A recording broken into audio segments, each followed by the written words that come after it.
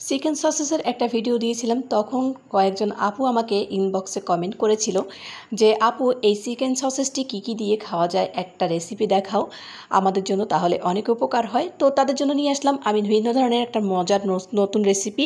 তো আশা করি রেসিপিটি ভালো লাগবে। সুপ্রিয় দর্শক, আসসালামু আলাইকুম, welcome back to my channel. আজকে আমি সসেস এবং পাউরুটি দিয়ে তৈরি করে দেখাবো মিনি সাইজের পিৎজা। তো চলুন দেখে নেওয়া যাক প্রস্তুত প্রণালীটি। তো আমি সসেসটা নিয়ে নিয়েছি। সসেসটা কিন্তু আমি ডিপ ফ্রিজে সংরক্ষণ করে রেখে দিয়েছিলাম, তো সেটাই এখন কেটে নিচ্ছি। কয়েক পিস আমি এখানে নিয়ে নিয়েছি, তো ছোট ছোট করে একদম কেটে নিচ্ছি। দেখে হয়তো বুঝতে পেরেছো, এর চেয়ে বেশি বড় সাইজ করার দরকার হবে না, কারণ ছোট মিনি পিৎজা আমি তৈরি করব। তো আমি এখানে গোল গোল করে কেটে নিয়েছি। তারপরে এই সসেসগুলো শুধু একটু হালকা তেলেই ভেজে নিলেই হবে। তো আমি প্যানে কিন্তু খুবই হালকা একটু তেল দিয়েছি, একদম অল্প পরিমাণের। তো এই তেলেই আমি কিন্তু সব সসেসগুলোকে ভেজে নেব। সসেসগুলো শুধু হালকা একটু ভেজে নিলেই হবে, যেহেতু এই সসেসটা কুক করাই, তো অল্প ভেজে নিলেই হয়ে যাবে। আর আমার মনে হয় এটা ভেজে না নিলেও চলে, কিন্তু আমার কাছে কেন যেন মনে হয় এই সসেসটা ভেজে নিলে আরও বেশি মজার হয়। মিনি সাইজের এই পিৎজাটা খেতে কিন্তু অসম্ভব মজার ছিল। বানিয়ে দেওয়ার সাথে সাথে বাচ্চারা কিন্তু খুব পছন্দ করে খেয়েছে। আপনারা চাইলে এভাবে তৈরি করে দিতে পারেন। তো আমার এগুলো ভাজা হয়ে গেছে, আমি উঠিয়ে নিচ্ছি। সসেসগুলো কিন্তু খুব সহজেই অল্প আঁচেই ভেজে নেওয়া যায়, আর খুব সময় খুব কম লাগে। এখানে আমি একটু বাটার ব্রাশ করে নিচ্ছি। তো বাটারটা একটু দিয়ে দিচ্ছি আমি হালকা উপর থেকে।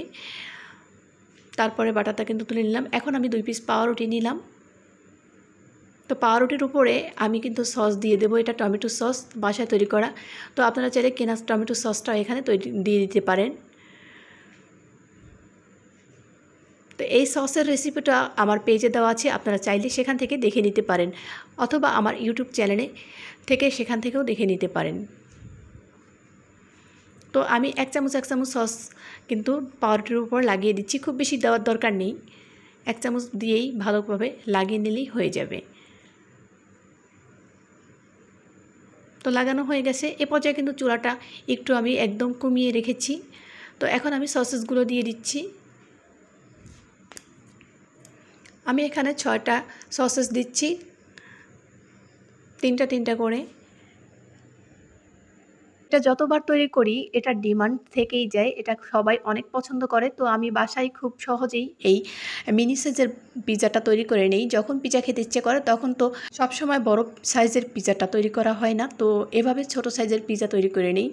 তো আমি এখানে ক্যাপসিকাম দিয়ে দিচ্ছি। এগুলো ফ্রোজেন করা ছিল ফ্রিজে, সেটাই আমি এখানে দিয়ে দিচ্ছি। হাতের কাছে মোট কথা যেটা ছিল সেটা দিয়েই আমি কিন্তু এই মিনি সাইজের পিৎজাটা তৈরি করে নিয়েছি। তো এখানে দিয়ে দিলাম টমেটো। সব কিছুই কিন্তু আমি ফ্রোজেন করে রেখেছিলাম, সেটাই এখানে দিয়ে দিচ্ছি। আর কিছুই করিনি, জাস্ট আমি শুধু ছোট ছোট করে কেটে নিয়েছি।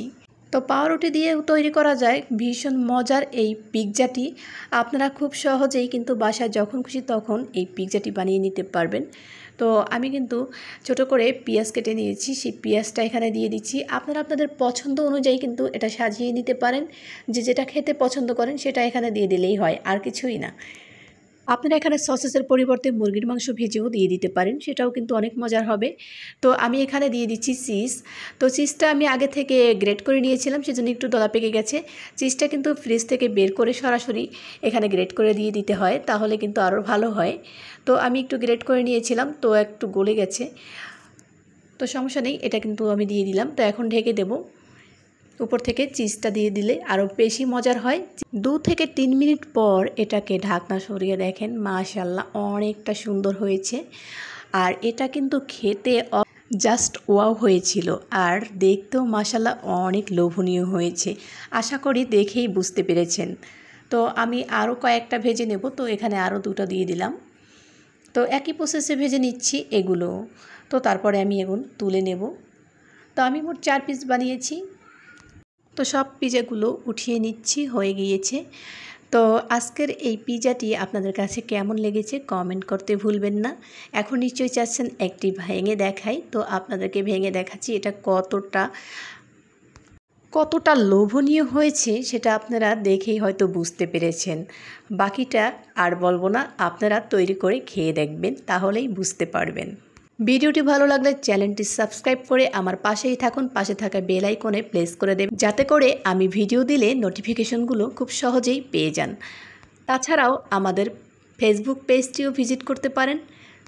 তো আজকের মতন চলে যাচ্ছি, দেখা হবে নেক্সট কোনো ভিডিওতে। ততক্ষণ সবাই ভালো থাকুন, সুস্থ থাকুন। আল্লাহ হাফেজ, আসসালামু আলাইকুম।